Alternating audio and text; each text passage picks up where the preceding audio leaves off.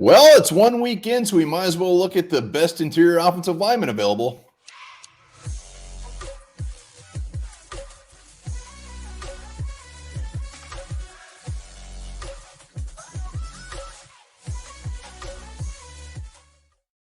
Back to the Onebar and Lupagus show. I'm Onebar with Lupagus, and it's confirmed. Our interior offensive line is once again horrible. So why wouldn't we look at the best available? Yeah, before we get into that, be sure to subscribe to the channel. We are closing in on 10K, almost on the precipice of 9.7K. Hit the subscribe button. You'll feel so damn good. It will. And, just to, I'm not even going to sugarcoat this. I mean, these guys are probably available for a reason, but this is the top 5 best of the best. I'm not saying any of these guys are saviors by any means, but they might be an improvement.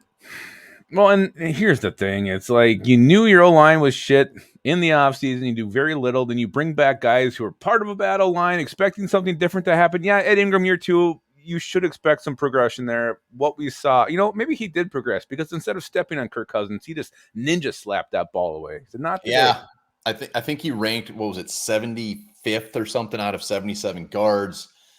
Bad, rough. And everybody on Twitter is kind of saying, it's actually kind of arrogant at this point that they're not addressing the offensive line. I mean, they see these guys, they must know they're not great. What is the big issue? Why aren't they improving it?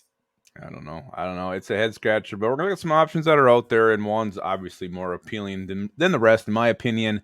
And he's been putting stuff out there already. Yeah, and again, I just want to be clear.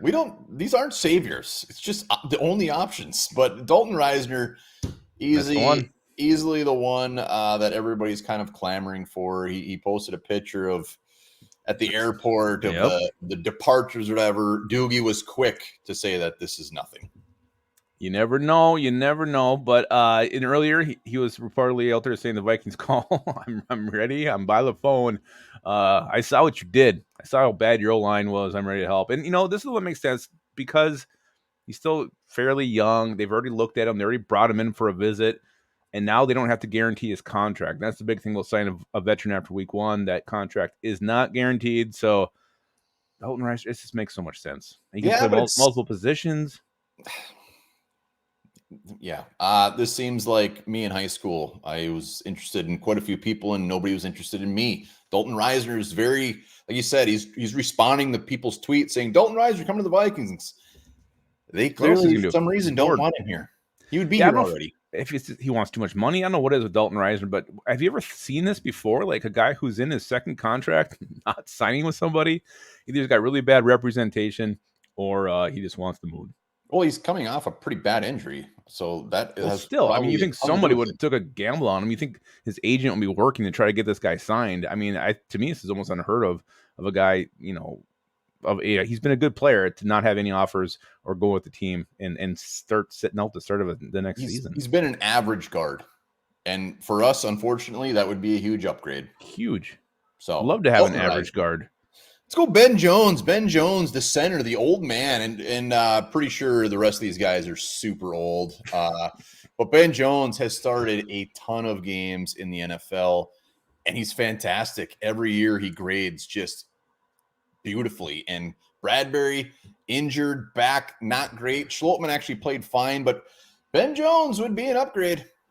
And there's really no other option at center, I believe, on the Vikings practice squad, roster, anything, unless Chris Reed when he's ready in week 4 or 5. But Ben Jones, and the Vikings already showed they're not scared to go back and get an old guy. They got David Quessenberry at the end of the cut period, so they're not afraid to take a 1-year gamble on an old guy, even though it hasn't been Kwesi's MO to this point.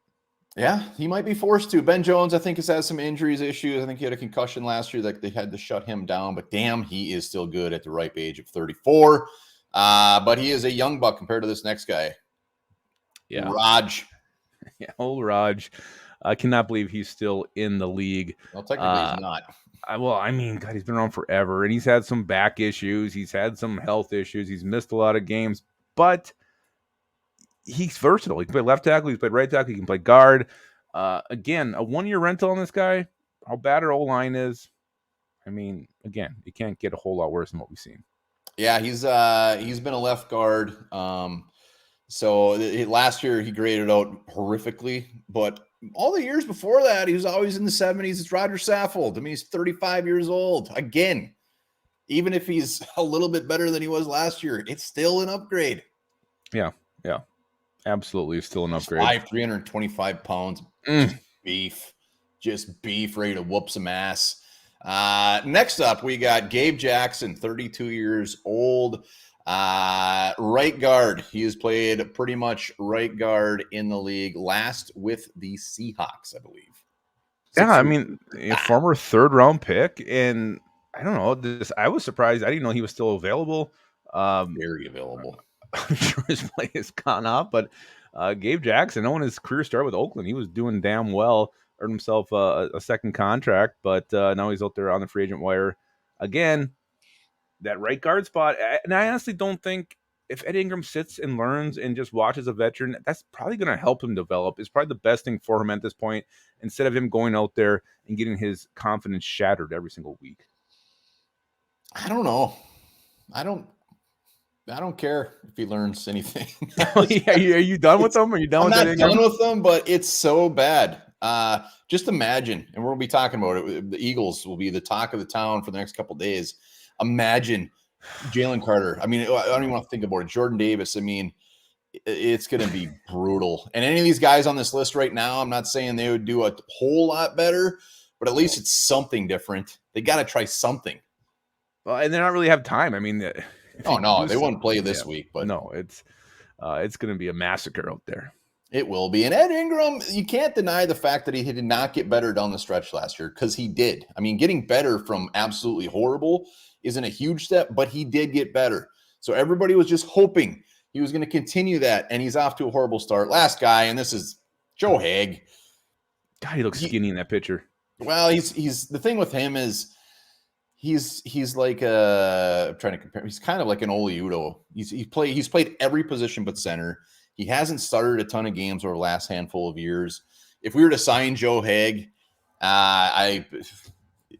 he's a depth piece. I don't think he's a guy that comes in and start, but he is. This just shows how little options are out there. I know a fan of ours out in North Dakota would sure like this signing. Ellis Gregor would be static. He'd make a mess in his pants. Yeah, I would have liked it probably like in 2017. He's bounced around Colts, Tampa, Pittsburgh, Cleveland, and he just seems to be the utility guy. He hasn't started more than 3 games since 2018. Yeah, but again, you like the versatility, and just, when you start seeing like, Bradbury go early in a game, you start thinking, okay, shit, what happens if Schlottman goes down? Who's the center? How bad does this thing get? You got to have some kind of depth that you can rely on. And right now, this team is rough at the top, and the depth is just scarce. So this O-line, anybody like this would be more than welcome. Barring any sort of trade, like, these are the options, and we just have to buckle up, even though we're only 1 week into it, and just be like, look, our offensive line is going to be like last year. That's it. I mean, it's going to be the same old issue. But bring home Dalton Reisner. Yeah, and you see last year Cousins take those hits, and he was able to hold on to the ball. Yesterday against the Bucs, that wasn't the story. He lost it, and he started getting frustrated. You saw him on the sidelines with his body language, and yeah, this guy needs to be protected. He can't keep taking hits. Eventually, he's going to get hurt. There you have it. Those are the top 5. If you got somebody else that didn't make the list, let us know in the comments. Or what do you think about these guys, huh? Somebody tickle your fancy? All right. And remember this, too. Alcohol is older than the Great Pyramid at Giza, the Roman Colosseum, Machu Picchu, the Taj Mahal, and the Great Wall of China combined. Oh, my.